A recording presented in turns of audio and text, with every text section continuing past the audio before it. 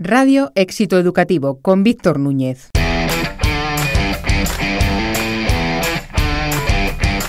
Bienvenidos al episodio 66 de Radio Éxito Educativo, el podcast de los que deciden de la educación. Soy Víctor Núñez y hoy abrimos tras el paréntesis del mes de noviembre, con algunos problemas técnicos y logísticos, pero con la misma fuerza y energía para plantearnos una cuestión de vital importancia para el futuro de la educación: su necesaria reconversión. Al igual que en otros sectores ya se reconvirtieron en España, como la minería, la siderurgia en los años 80 y 90, o más recientemente la banca con su digitalización, la educación, pese a distintos cambios legislativos, parece que al igual que en la novela de Lampedusa, todo cambia para seguir igual. De todo ello hablamos con la principal defensora de esta gran reconversión, Sonia Díez, presidenta de la Fundación Ítaca, educadora, emprendedora social y una de las voces más influyentes en innovación y cambio educativo en España y Iberoamérica. Con ella hablamos de su último libro, El fin de la educación tal y como la conocemos, un manifiesto por la educación que nuestros hijos merecen. Un libro en el que vuelca su más de 30 años de experiencia educando y liderando proyectos educativos. A lo largo de sus páginas, Díez nos propone, desde la evidencia científica y su amplia experiencia internacional, cambios posibles y necesarios para esta urgente reconversión educativa. En segundo lugar, y para seguir aportando buenas ideas desde la psicología, contamos con nuestra sección Bienestar Docente, en la que Marta G. nos recordará algo esencial: que liderar es acompañar, inspirar y generar crecimiento, que el liderazgo del siglo XXI no se sostiene en la autoridad, sino en la capacidad de crear propósito, confianza y sentido compartido. Un liderazgo resonante, cercano y profundamente humano, capaz de convertir el error en aprendizaje y la convivencia en bienestar. Y por último, cerramos el programa con una nueva entrega de Director a Director, con Javier Luna, que esta vez nos lanza una pregunta incómoda, pero necesaria. ¿Los directivos quieren realmente ser líderes? Porque liderar, nos dice Javier, no empieza en el cargo, sino en la propia vida de cada uno. Solo cuando uno se lidera a sí mismo puede liderar un centro de verdad.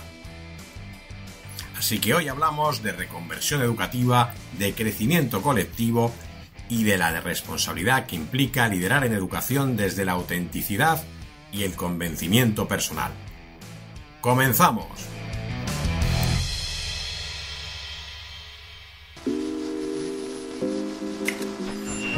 El pupitre digital.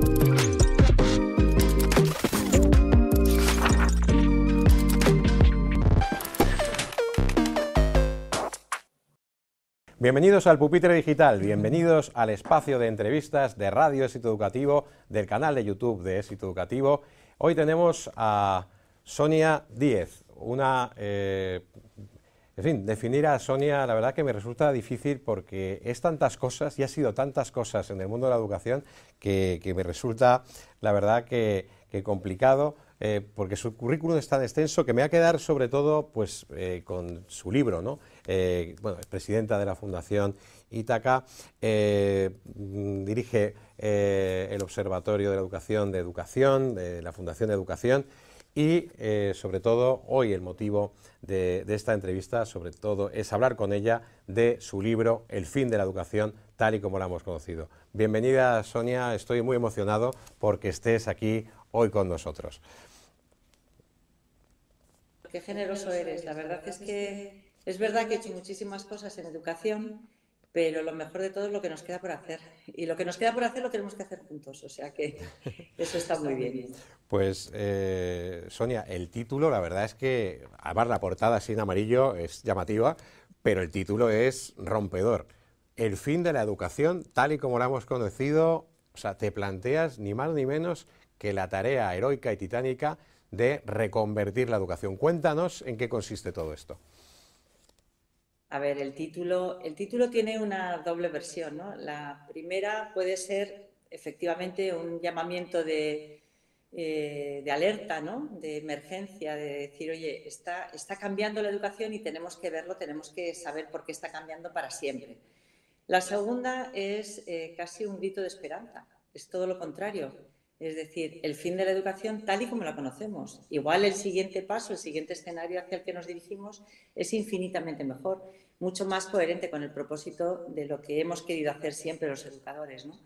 Quizás durante estos 2 siglos y medio que llevamos con un inmovilismo importante en el que nos hemos dedicado a perfeccionar todos esos procesos y procedimientos que estaban diseñados para una era que ya no existe, la era industrial, pues hemos llegado ya al máximo de lo que se puede agotar, ¿no? Esa forma de ver la educación. Y en este nuevo horizonte que tenemos, en el que eclosionan inteligencias artificiales, convivimos con futuros que son absolutamente imprevisibles, pues tenemos la oportunidad de empezar a diseñar una educación que sea más competente con respecto a ese presente y ese futuro, ¿no?, que tenemos.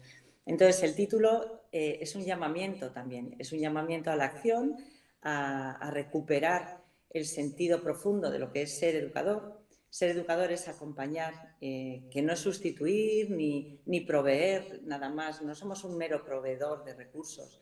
Somos personas, o sea, seres humanos que acompañan a otros seres humanos en su proceso de aprendizaje. Entonces, bueno, tiene mucho más que ver con la experiencia de un Sherpa, con la experiencia de alguien que vive y convive con ese proceso de aprendizaje que recibe el otro, ¿no?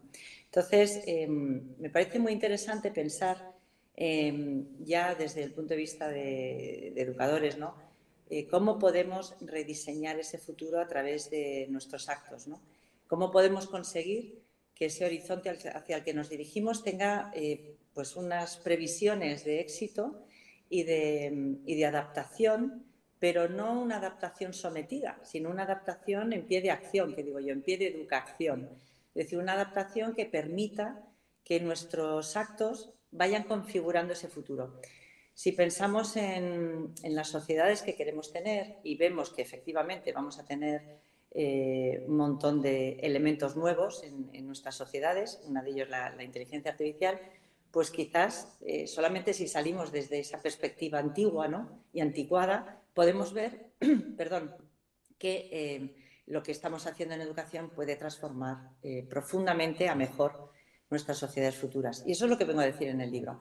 Lo que he visto durante 2 años largos de investigación profunda sobre lo que se están haciendo en otros países, lo que analizo que puede mejorar en nuestro país y lo que de alguna manera señalo que debe de cambiar de manera urgente porque vamos un poquito tarde con algunas cosas, pero no desde la crítica, no desde la confrontación dolorosa, sino desde el llamamiento a la acción y desde la voluntad de contribuir todos juntos a que esto cambie a mejor y que tengamos una experiencia de la educación mucho mejor. Pues Sonia, justamente ponías ahora 2 cuestiones que yo creo que son claves en tu libro, ¿no? Que por un lado, en el libro es muy fácil de leer, es una lectura deliciosa, pero es un libro basado en evidencia científica. Tú justamente estás en una cátedra de investigación en la Universidad Autónoma de Madrid también. Y luego la otra cuestión en la que no puedo sentirme más que alineado es también desde el firme propósito positivo, ¿no?, y desde el optimismo, ¿no? O sea, eres una convencida de que esto se puede cambiar y que no. Ahora mismo se están publicando muchos libros que cuestionan a través de enmiendas a la totalidad, que igual hay que hacer esas enmiendas, pero no tanto desde lo propositivo. Y también desde el propósito, algo que se repite mucho en tu libro. ¿Cuál es el verdadero propósito que debemos tener todos, la sociedad, los profesores, los directivos, para cambiar esto? ¿Y por dónde empezamos? Hoy me has hecho un montón de preguntas. Sí, es que ya te dije al principio, al presentarte, que tengo tantas cosas que no sé casi ni por dónde empezar. No importa, esto es como lo del chiste del elefante, ¿no? Lo vamos cortando a trocitos y lo vamos cometiendo poquito a poco. Vamos a ver, la sociedad actual, ayer hablaba con una persona y le hablaba de un síndrome en psicología que se llama el de la indefensión aprendida. Y la sociedad actual está viviendo un proceso de indefensión aprendida. ¿Qué es lo que sucede en un proceso de indefensión aprendida? Pues que uno aprende que haga lo que haga, no tiene ninguna relevancia. Esto se entrena con ratitas de laboratorio, entonces les ponen una palanca donde ellas van tocando con la patita y les dan un estímulo pues, positivo, que puede ser algo de comida, y luego le cambian el estímulo a algo negativo, que es una descarga eléctrica, y entonces la ratita aprende muy bien que sus actos tienen consecuencias. Pero cuando la ratita haga lo que haga, recibe un estímulo aversivo, es decir, recibe la descarga, lo que aprende es que, independientemente de lo que haga, igualmente nada va a cambiar. Entonces, de alguna manera nosotros hemos aprendido eso como sociedad, hemos aprendido a delegar en otros lo que pensamos que no tiene nada que ver con lo que nosotros hacemos, ¿no? Y entre esas cosas que hemos delegado es la capacidad de innovar y asumir nuestra responsabilidad en la educación. Tenemos muchas normas, tenemos una evolución importante y diversa en experiencias dentro de un mismo contexto, dentro de un mismo modelo. Un modelo que, vuelvo a insistir, iba buscando que comunidades muy pequeñas, a través de la educación, pudieran ampliarse y adquirir conocimientos globales, ¿no? Esto se hacía a través de los libros. La tecnología entonces fue la imprenta cuando realmente nuestra profesión como educadores se expandió. Previamente también educábamos a nuestros jóvenes y a las personas de nuestro entorno, pero lo hacíamos de otras maneras. Entonces ahora la tecnología ha cambiado, los recursos que tenemos son otros y lo que se nos ha quedado obsoleto es el marco de referencia. Entonces, repensar la educación requiere que entre todos hagamos un análisis profundo de cuál es el horizonte hacia el que nos dirigimos. Y tenemos varias formas de asumir ese horizonte. Uno es desde el pesimismo absoluto y otro es desde el posibilismo, que le llamo yo, que no es el optimismo ciego ni ilusionante, pero vacío de contenido. Es decir, hay muchas cosas que se intentan hacer que acaban siendo, bueno, yo diría anécdotas, experiencias plausibles porque suceden en un contexto determinado, con un profesor determinado y, bueno, pues obtienen éxitos porque ha habido un liderazgo y un proceso que ha sido tutelado de una manera determinada. Entonces, ahora tenemos que repensarlo todo. Y cuando yo hablo de repensar, hablo también de atender y asistir a un sector que no está en horas bajas, está en un momento de tránsito. Yo creo que estamos en horas altas. Yo creo que el sector educativo es el más importante para el futuro de nuestras sociedades. Y por eso, precisamente, lo que yo defiendo en mi libro también, tú lo has descrito como fácil de leer y eso para mí es una alegría que no te puedes imaginar.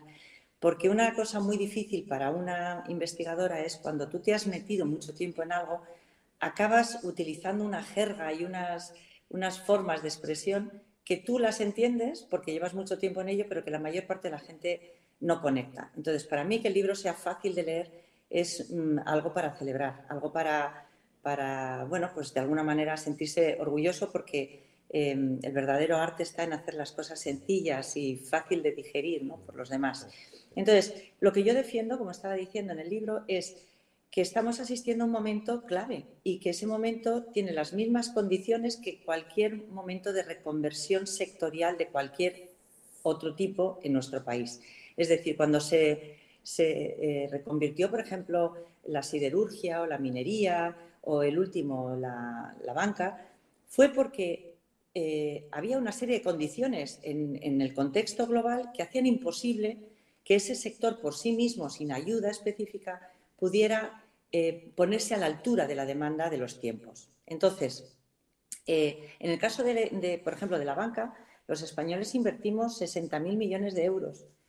Y no voy a hablar de si eso es mucho o es poco. Lo importante es saber en qué se invierte, saber que ha habido antecedentes en el que todos hemos hecho un esfuerzo extraordinario por ayudar a ese proceso de transición, que parte de ese proceso se dedicó precisamente a cualificar, recualificar y acompañar en la salida a profesionales que habían dado lo mejor de sí mismos en un contexto completamente diferente y que ya estaba agotado. Y que una vez establecido el objetivo de ayudar a ese sector, tenía que haber un plan, un lugar y unos criterios con los que dirigirse para conseguirlo. Entonces, yo creo que ahora mismo estamos en el momento de pensar en ese plan, en esos criterios y no tanto de buscar la financiación. La financiación habrá que exigirla porque sabemos que va a ser necesario ese apoyo extraordinario. Pero lo primero y antes de nada tendremos que saber que hay un consenso de hacia dónde nos dirigimos. Ese consenso no va a llegar desde las plataformas políticas. Llevamos muchísimos años, o sea, todos los años que llevamos de democracia, yo creo, buscando y clamando por un pacto en la educación. Pero se nos olvida que el juego, entre comillas, el juego de los políticos, no consiste en pactar en el terreno de juego. O sea, ellos salen cada uno con su color de camiseta, unos de un color, otros de otro color, y hay un solo balón, y el juego consiste en meterle gol al contrario en la portería correspondiente. Simplemente las condiciones para que haya ese pacto no suceden en ese terreno de juego. Entonces, el llamamiento que yo hago es un llamamiento a la sociedad civil para que juntos vayamos identificando cuáles son esos aspectos que tenemos que cambiar y consigamos que cambien. Consigamos que cambien primero pilotándolos y luego ya después legislando y dotándoles de recursos. Pero la primera parte es la que estamos haciendo.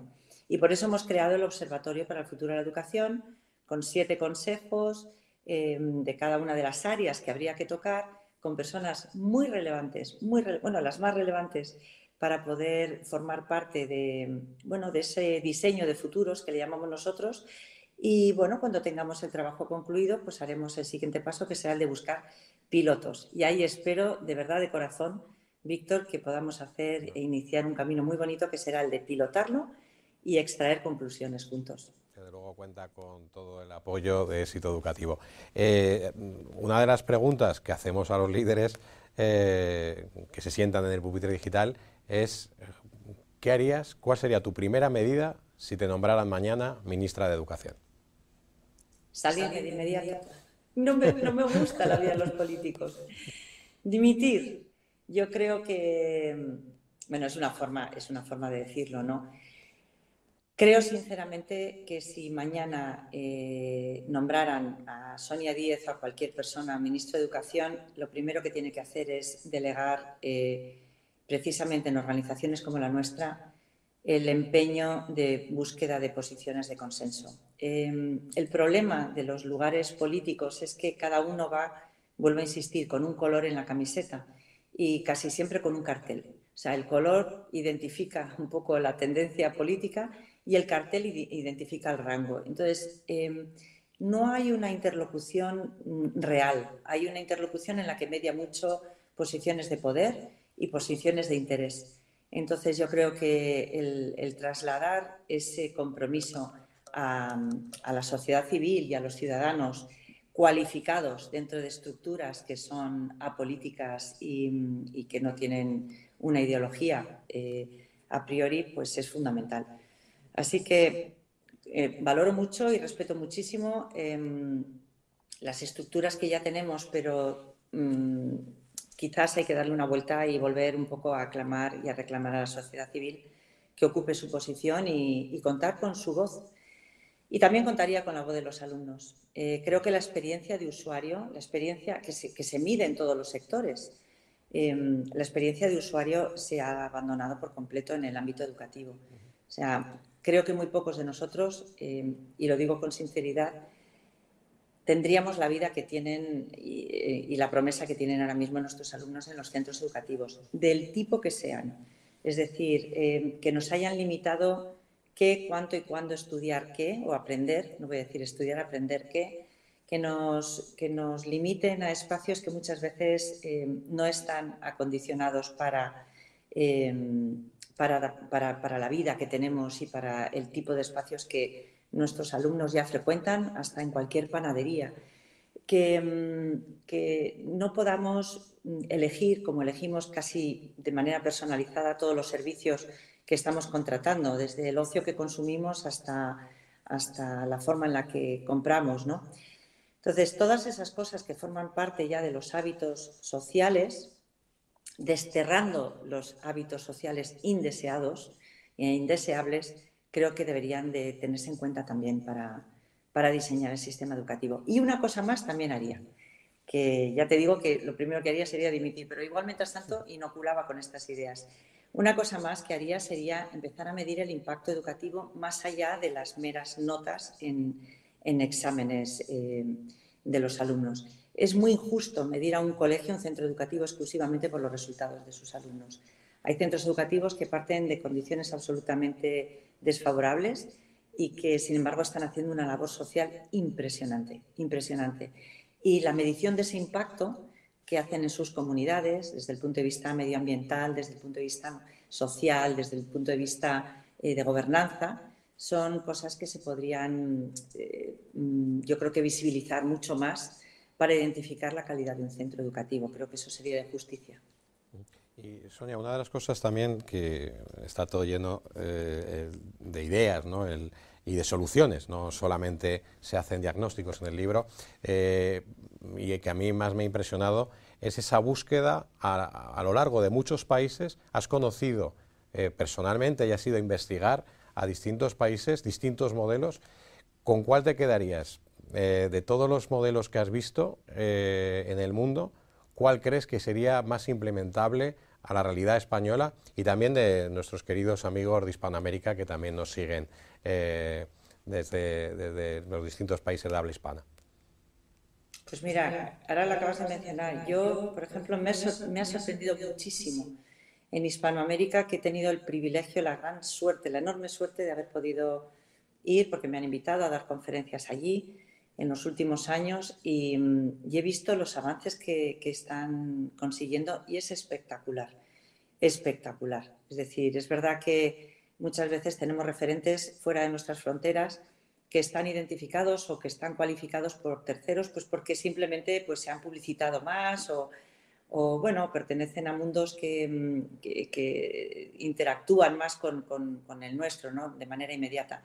Pero, por ejemplo, en Colombia yo he visto cosas espectaculares, en México he visto iniciativas increíbles, bueno, y me quedo corta, o sea, ya podría hablarte de país por país.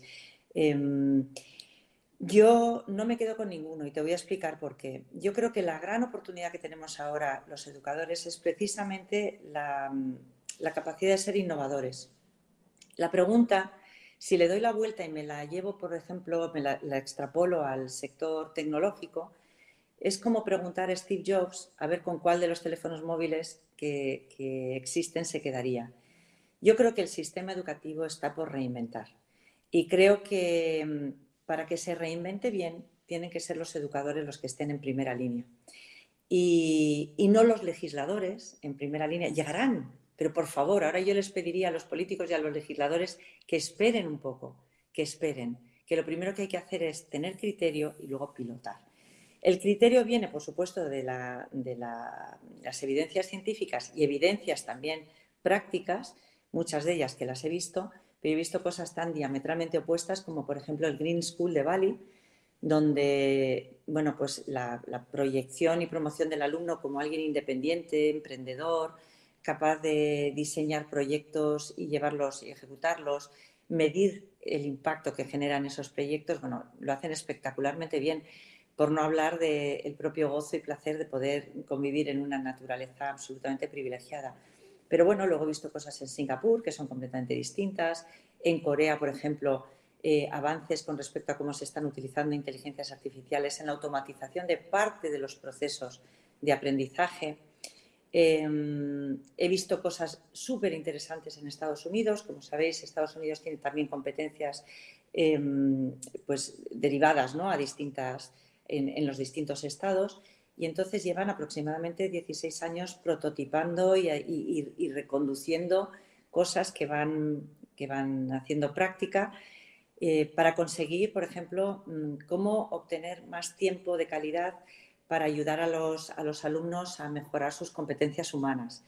Entonces, automatizan parte de los contenidos, consiguen unos resultados reales mejores que en rendimiento y el tiempo y esfuerzo dedicado y también la economía dedicada a ellos mejores que la simple o mera, que no es poco, interacción del profesor con el alumno y luego crean estructuras de participación en las que el niño puede elegir, puede ser más autónomo, etcétera, etcétera.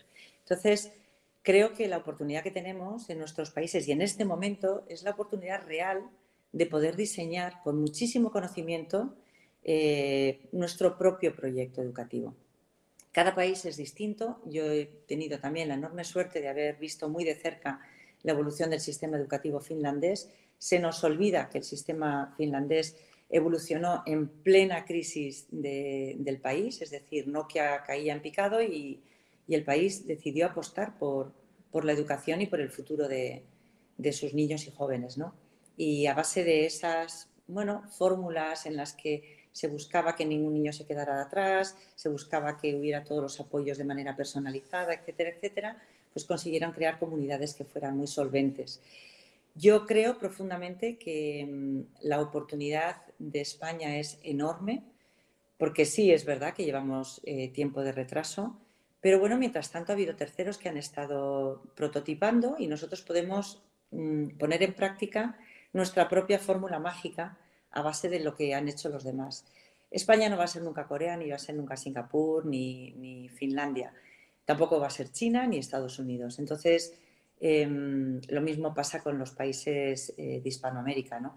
Habrá que recopilar no solamente las mejores prácticas, sino los mejores futuros deseables. Y eso es muy importante. Hay cosas que están por inventar, pero lo que tenemos que tener muy claro es dónde está el futuro deseable y dónde están esos futuros no deseables ante los cuales hay que hacer ciertas previsiones para que no nos caigamos hacia allá. Y bueno, yo creo que siempre que entramos en escenarios de futuro y de innovación, es necesario asumir que hay un riesgo al error, pero ese riesgo al error, cuando está acompañado y protegido por parte de una transparencia importante en beneficio del niño, lo único que trae es beneficio también para los propios educadores y para las propias instituciones educativas. Y eso es lo que yo creo que tenemos que hacer. Sonia, una de tus facetas también más interesantes y que te da también pues esa visión también holística de la educación es tu faceta empresarial y como directiva de instituciones educativas. ¿Qué papel tiene que jugar la empresa, que a veces está como denostada en el mundo de la educación, en esa transformación, en esta gran reconversión educativa? La empresa tiene el reto y el privilegio de estar continuamente cerca del mercado. Las empresas existen porque hay un acuerdo, ¿vale?, en el que los servicios o productos que ofrecen tienen una retribución porque generan un beneficio o compensan las necesidades que existen en nuestras sociedades. Entonces, las empresas son necesarias y las empresas tienen ese contacto directo con el mercado, con lo que se necesita para que nuestras sociedades sigan evolucionando y sigan produciendo y ofreciendo servicios y productos de calidad. Entonces, disparan con pólvora propia y eso hace que, digamos, tengan que asumir unos riesgos que luego pues, son retribuidos de otra manera. Mi experiencia como empresaria y también como investigadora en el ámbito de la economía y de la dirección y administración de empresas me lleva a pensar que efectivamente las empresas van a ser fundamentales para poder facilitar esa adaptación cercana con respecto a los retos que estamos teniendo. Durante muchos años, mucho tiempo todavía hoy en día, seguimos disociando, ¿no?, lo que es la parte educativa o académica, aquello que prestigiábamos, que era lo que sucedía en la mente, ¿no? Pensábamos con la parte noble de nuestro cuerpo, por decirlo así, y el resto del cuerpo, que tenía que ver con otras cosas, pues lo desechábamos. Entonces, los alumnos de nuestros centros educativos reglados, que no son de formación profesional, están demasiado alejados de la realidad tangible, de poder hacer prácticas en una empresa, de poder hacer con sus manos y con su mente también proyectos en los que puedan experimentar cuál es el valor real y cuál es la aportación real de sus ideas, ¿no? Entonces, en el plano de las ideas, esto es como cuando dicen que en el Excel, en economía, el Excel lo aguanta todo, ¿no? En el plano de las ideas todos podemos ser creativos, todos podemos... Pero hay una parte muy importante que tiene que ver con el valor que la sociedad le da a lo que hacemos. Por eso yo creo que si los centros pudieran demostrar que su aportación trasciende el mero beneficio del aprendizaje académico del alumno y que cuando el alumno pone ese aprendizaje académico en colaboración con otros miembros de la comunidad al servicio de buscar soluciones reales dentro de su entorno, las cosas cambian radicalmente. Y eso es un modelo que es muy empresarial. También es verdad que cuando hablamos de empresas se nos olvida que hay un sector que son las empresas que tienen un emprendimiento social que efectivamente se ajustan al 100% a lo que estamos diciendo. Es decir, empresas que lo que van buscando es que haya un impacto y un beneficio en nuestras sociedades. Entonces, creo que las empresas van a poder tener una voz prioritaria en esta etapa. Ellos tienen soluciones para que el mundo educativo se vaya acercando más al mundo productivo. Tampoco pondría todo en manos de empresas. Creo que a cada uno hay que darle un rol, un papel, delimitarlo, prestigiarlo y no confrontarlo en contra de otros, ¿no? En España somos muy buenos en buscar el contrario desde el punto de vista del enemigo, y creo que es el momento de buscar el apoyo de ámbitos que son complementarios con lo que hacemos nosotros, pero no son contrarios. O sea, la empresa no es lo contrario al beneficio social, y el beneficio social no es lo contrario a estar orientado a tener un rigor y un cumplimiento desde el punto de vista económico, ¿no? Creo que podemos convivir perfectamente y en este momento más que nunca. Pues Sonia, podríamos estar hablando de 1000 facetas, 1000 factores, sostenibilidad, donde eres también una gran experta y una gran impulsora también de la certificación de los centros educativos, pero nuestro tiempo es limitado, como seguro que pasarás por el pupitre digital y por Éxito Educativo en muchas más ocasiones. Queremos cerrar con la pregunta que cerramos siempre este pupitre digital, y es: ¿cómo es el mejor centro educativo del mundo? ¿Cómo es? Sí. El mejor centro educativo del mundo. El mejor centro educativo del mundo es aquel cuyos profesores, padres y alumnos consideran que es su hogar. Y hogar no es un sitio perfecto. Hogar es donde yo llego y estoy protegido, estoy calentito, estoy incentivado y soy querido para poder ser genuinamente yo. Hogar es el lugar donde uno puede descansar con la confianza de que las cosas están bien si estamos cerca.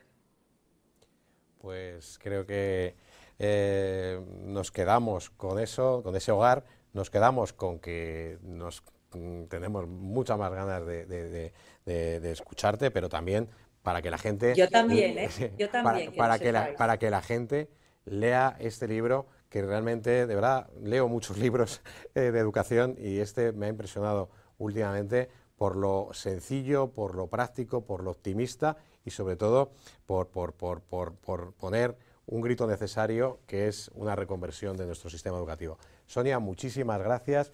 Sabes que tienes el Éxito Educativo y el pupitre digital a tu disposición, y desde aquí pues os invitamos a seguirnos todos los días en exitoeducativo.net, en nuestras redes sociales y, como no, en nuestro canal de YouTube, y que escuchéis también los 65 podcasts también anteriores, que están llenos de grandes ideas. Muchas gracias y... Gracias a vosotros. Y bienvenida siempre, no te despedimos, sino bienvenida siempre, Sonia. Gracias.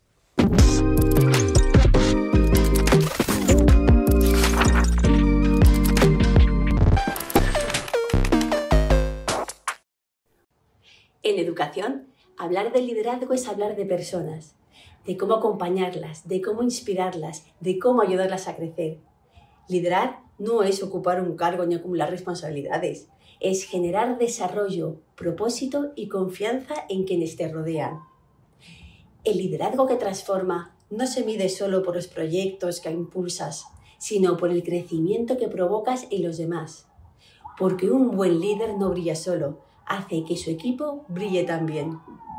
Durante mucho tiempo se ha asociado el liderazgo con la autoridad, el control o la toma de decisiones desde arriba.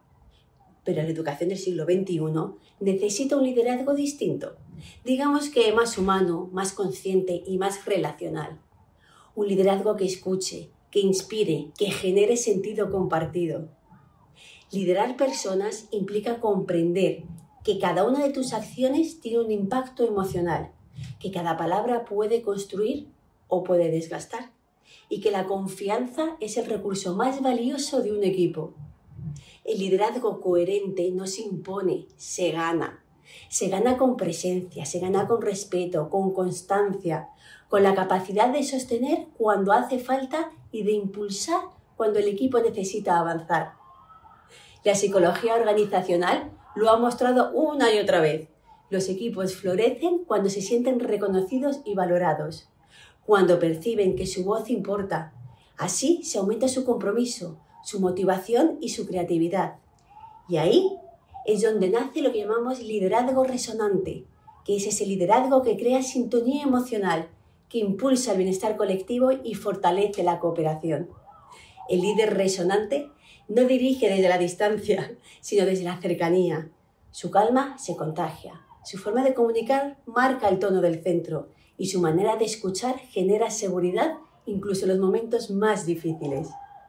Liderar desde la confianza no significa ausencia de dirección, para nada. Significa acompañar con claridad, pero sin rigidez. Es marcar un rumbo, sí, pero dejando que cada miembro del equipo encuentre su propio modo de avanzar. El líder que inspira no es quien tiene todas las respuestas, ni mucho menos. Es quien sabe hacer las preguntas adecuadas. Es quien no apaga la iniciativa, sino que la enciende.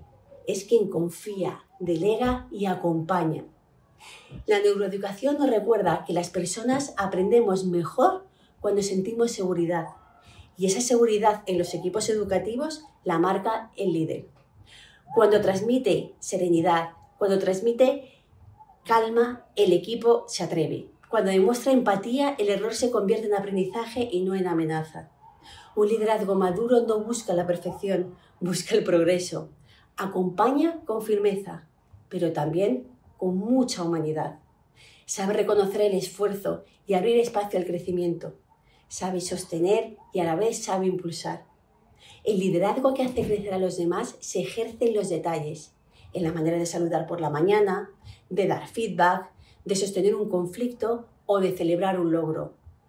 En esas pequeñas decisiones cotidianas que juntas crean cultura, porque la verdadera autoridad no nace del cargo, nace del ejemplo, del modo en que una persona encarna los valores que quiere ver en los demás, de cómo trata, de cómo acompaña y de cómo hace sentir al equipo. Liderar también es cuidar los tiempos, cuidar los tonos, cuidar los silencios, cuidar cómo se comunica una decisión difícil, es muy importante, cómo se acompaña una preocupación o cómo se reconoce un esfuerzo. Cada microgesto del líder deja una huella y la suma de esos microgestos acaba definiendo el clima de un centro. El liderazgo educativo del futuro no se basa solo en gestionar e innovar, se basa en la capacidad de generar confianza, de acompañar con coherencia y de proyectar una visión compartida que inspire y dé sentido. Porque cuando un líder hace crecer a los demás, el proyecto entero crece con él. Liderar no es hacerlo todo, es crear las condiciones necesarias para que otros puedan hacerlo bien. Es comprender que dirigir una escuela no consiste solo en coordinar procesos, sino en acompañar personas. En definitiva, el liderazgo que deja huella combina visión, serenidad y humanidad. Mira más allá del resultado y se centra en el desarrollo de quienes le rodean. Ese es el liderazgo que hace crecer a los demás, el que transforma sin imponer, el que acompaña sin controlar y el que deja una huella que perdura para siempre.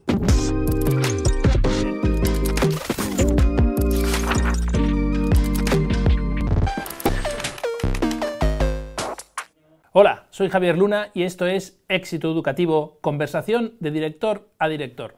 Hoy, ¿realmente quieres ser líder? Arrancamos. Son ya muchas las veces que se ha hablado de liderazgo y sabemos que hablar de liderazgo es hablar de inspiración, de motivación, de visión y de ejemplo. Y estoy de acuerdo, pero ¿cuánta carga para una sola persona, no? Y si a eso le añades que nadie te libra de tomar la decisión de si serlo o no serlo, parece que no haya escapatoria y que estemos condenados a vivir esclavos de nuestro destino como seres humanos. Lo interesante de todo esto es que da igual que no quieras, la propia vida, tu propia vida, te reclama ser líder. Al menos de tu vida. Si no, ¿quién la lleva? ¿Quién la cuida? ¿Quién la hace crecer? Así que antes de hablar de liderazgo sin más y enfocado al mundo profesional, debemos aterrizarlo en nuestro mundo más personal. Sí, si hablamos de liderazgo, debemos empezar por nosotros mismos. Tu vida es lo suficientemente importante como para que te plantees quién la lidera. Y creo que no puede haber otra respuesta que tú. Por eso, nadie está excluido de ser líder, al menos de su vida. Te sugiero que te plantees en serio si quieres ser o no un buen líder, de ti mismo. Y ahí es donde yo me planteo algo que me hace caer en la cuenta de la importancia de plantearse este tema. Si es algo que va en nuestra misión particular, significa entonces que en cierta manera forma parte de nuestra vocación. Por tanto, es algo a lo que debemos dar respuesta. Y de ahí la pregunta, ¿realmente quieres ser líder? ¿Responsabilizarte de tu vida con tu vida? ¿Sacar lo mejor de ti, rodeándote de aquellos que pueden ayudarte a hacerlo? Porque eso es liderazgo, ser para que otros sean. Ya está, no hay más, ni menos. Es una vocación. Y cuando descubro eso me doy cuenta entonces que no es esa esclavitud que me había imaginado al principio, sino una opción para ser libre y auténtico, una oportunidad para sacar de mí aquello que el otro necesita y hacer el otro aquel que está llamado a ser. No creo que nadie deba plantearse si es o no un líder, sino si quiere serlo. Y si la respuesta es sí, empieza el camino de una vocación personal que se concreta en un estilo de vida concreto, en un ámbito profesional concreto, en unos hábitos concretos y en un sinfín de quehaceres diarios que nos llevan pues, a lo que somos hoy. ¿Y tú? ¿Cómo eres hoy? ¿Has hecho ese camino de transformación constante? ¿Has descubierto ya que hasta que nos muramos tenemos la posibilidad de crecer, de aprender, de aportar, de amar? Ser líder no es una opción, es una decisión. Y eso me lleva a hacerte una pregunta. ¿Qué decisión concreta de liderazgo personal vas a tomar esta semana? Piensa un nombre, un paso y un plazo. Y no te olvides que toda decisión implica una responsabilidad, es decir, una respuesta. Y en este caso, una respuesta de nuestra vida con nuestra propia vida. El liderazgo, por tanto, y creo que a estas alturas queda muy claro, no es un hacer, sino más bien un ser. De ahí que para descubrir el tipo de líder que puedes llegar a ser, porque esto se construye con el tiempo, debes preguntarte, en primer lugar, ¿quién eres? Y ay, amigo mío, qué pregunta más compleja. Algunos dirán que no tiene respuesta, otros que no se puede responder hasta el final de los tiempos. Y yo te digo que tú puedes dar respuesta a quién eres hoy. Eso, sin duda, tiene una respuesta. Y desde ahí puedes empezar a comprender y a construir hacia dónde quieres llevar tu vida, tu trabajo, tu liderazgo. Son muchos los que hablan de los distintos estilos de liderazgo, de qué hace un líder, de la diferencia entre un líder y un jefe y tantos otros aspectos. Pero ¿de qué sirve todo eso si no tienes claro dónde te sitúas tú hoy y hacia dónde te gustaría ir? Y es más, ¿de qué te sirve todo eso si no asumes que ese camino de conocimiento personal no es un camino de autoconocimiento personal, sino de coconocimiento personal? Aquí aparece el personaje secundario, aquel que te hace ser más protagonista que si lo hicieras todo tú solo. Aparece el otro, el tú, aquellas personas de tu alrededor que te conocen, que te iluminan, que te empujan y te alientan para que profundices en la infinitud de tu ser y te llevan hasta lo más eterno de tu yo. Ahí aparece el líder, esa persona que no se cree única en el mundo, aunque tiene algo de excepcional, esa persona que admira el detalle de los demás, esa persona que es consciente de que sin el otro alcanzar objetivos es más complejo y a veces imposible. Esa persona que es consciente de que rodeada de gente mejor, la hacen mejor. ¿Y tú realmente quieres ser líder? Porque este es el camino que te propongo para descubrir. No si eres líder o no, sino si eres capaz de serlo desde lo que estás llamado a ser. El liderazgo, por tanto, es un tema de relación, de acción, de decisión, pero sobre todo de servicio. No hay expresión de amor más grande que la entrega a los demás. Y eso es lo que debe hacer un líder, entregarse. Dar es con mucho lo mejor cuando hablamos de liderazgo. De ahí la importancia de conocerse en profundidad. ¿No crees? Si sé quién soy, lo que soy y lo que puedo dar, ya puedo entregar desde la autenticidad y la verdad de lo que soy, y no desde lo que esperan los demás de mí. Liderar no es esperar, sino tener paciencia. Liderar no es mandar, sino marcar objetivos. Liderar no es animar, sino inspirar. Liderar no es obligar, sino motivar. Y eso debemos empezar por uno mismo, no lo olvides. Como te mires, mirarás a los demás. Como te hables, hablarás a los demás. Como te escuches, escucharás a los demás. Como te quieras, querrás a los demás. Esta es la clave del liderazgo. Dar mi yo para entregarlo a un tú. O como he dicho hace un momento, ser para que otros sean aún más. Si este episodio te ha movido a algo, elige una decisión pequeña para hoy y cuéntamela.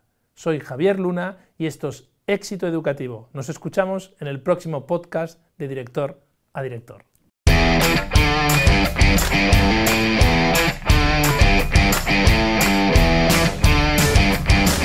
Y hasta aquí este episodio 66 de Radio Éxito Educativo.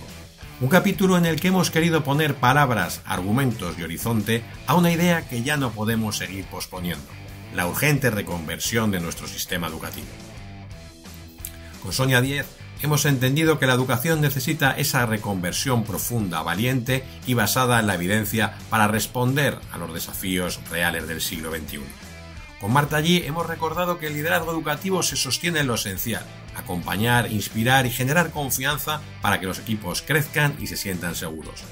Y con Javier Luna hemos afrontado una pregunta clave: ¿queremos realmente ser líderes? Porque cada transformación empieza en uno mismo y en la coherencia con la que cada directivo vive su propio liderazgo. Os recordamos que nos podéis seguir en exitoeducativo.net, en nuestras redes sociales, escucharnos en las principales plataformas de podcast y vernos en nuestro canal de YouTube. No olvidéis darle al like, dejar vuestros comentarios, que para nosotros son muy importantes, suscribiros al programa y también a nuestra newsletter semanal. Muchas gracias, muchos éxitos, mucha fuerza y educación de calidad para todos.